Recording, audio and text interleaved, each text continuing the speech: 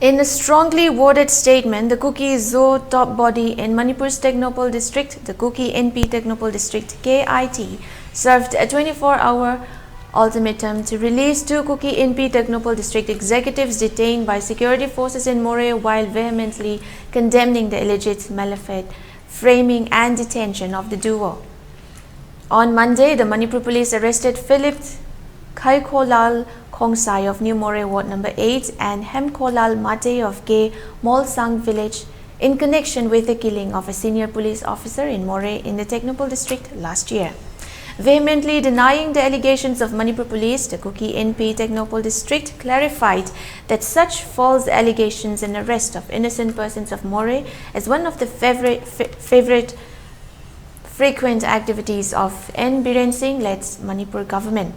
The Tengnoupal-based Kuki top body stated that on January 15 at around 5:50 p.m., while the women folk of Moreh were democratically protesting in front of the gate of ADC complex, armed miscreants disguised in police commando uniforms surrounded the protesting citizens and deliberately fired live rounds against the protesting citizens without any provocation, thereby grievously injuring one woman, namely Nemnilhing Simte.